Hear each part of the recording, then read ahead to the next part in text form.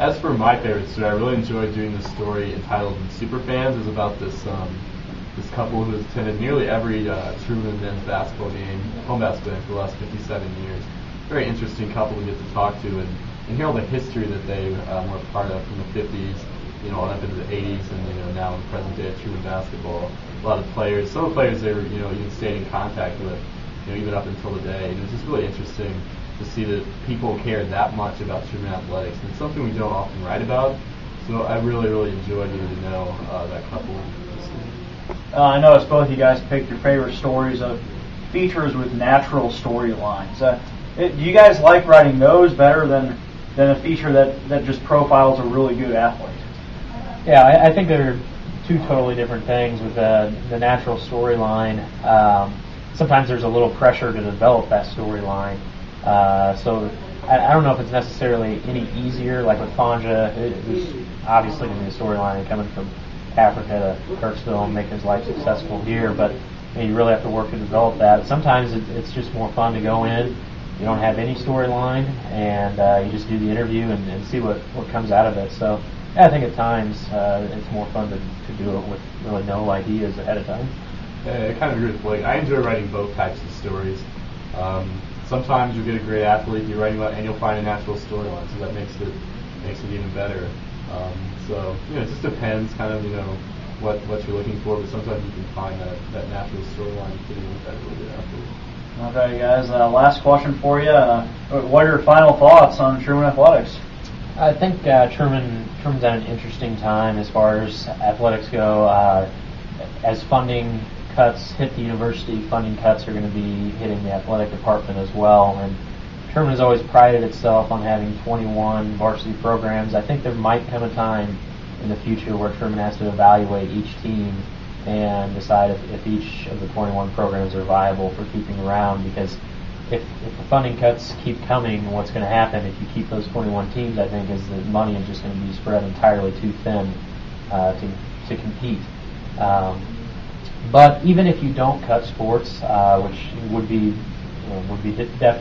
very tough to do, it means a coach has to go away, it means athletes who came here to compete don't get to compete in that sport anymore. But even if you don't cut any sports, I really think the attention and the focus needs to shift more toward the women's sports at Truman. I know that volleyball already gets fairly good attendance compared to other teams in the conference, but yet still Family Day is marketed around football, and you make sure there's a home football game for Family Day.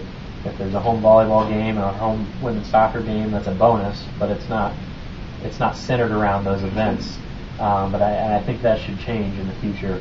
The volleyball team and the women's soccer team that are really the fun teams to watch here, and I think they should be rewarded for that. And the athletic department needs to jump onto that and start marketing them more, because yes, it might be a little bit tougher to market that than a football, but when the football team's going 2-9, I think you'd have better luck marketing women's soccer and volleyball that goes to the national tournament every year. Now, if Truman did have to cut a sport, would you have any suggestions for which ones? Well, wrestling is not sponsored by the conference. Wrestling has a long history, though, so that would be tough to cut, but it's not sponsored by the conference, and doesn't bring in a lot of revenue for ticket sales, although not many sports do. But that would be one that, I'm not saying I think it should be cut, but I'm saying I think that's one that's definitely going to jump off the paper, I think, to anybody that's looking at the program top to bottom. Baseball hasn't been successful in more than 2 decades. At what point when a program cannot have success do you just throw in the towel? Dan Davis has failed to turn around the program during his first 4 seasons here. Again, not a lot of money is spent on baseball, similar to wrestling. Wrestling gets next to no scholarships, so you wouldn't be saving much in that area. But still, every game, every event means you're paying for hotels, you're paying for meals for the athletes, you're paying coaches' salaries, so money could still be saved there.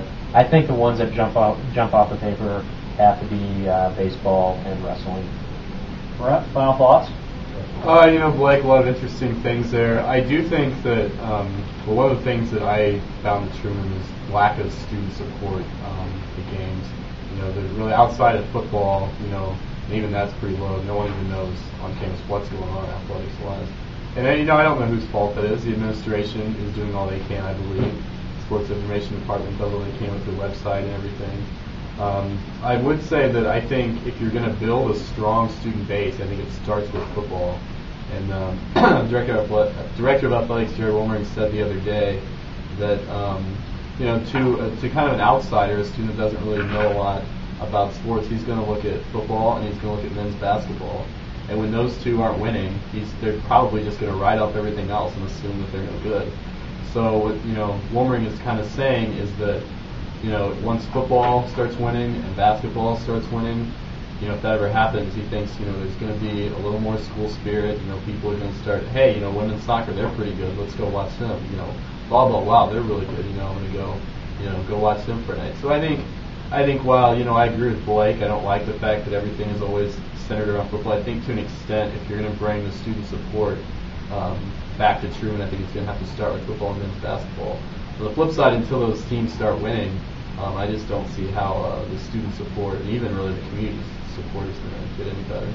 Now, Brent, a lot of people claim that Jerry Wolmering has put a lot of money into football the last few years, which is true with a new football field, switching coaches some. So he's put a lot of time to football. Do you think that that's a good decision for him to do, considering in a school spirit aspect, bringing up football, possibly getting them better, and then upping the school spirit? Mm-hmm. I agree. That's probably the best way to do it is through football, but I don't know.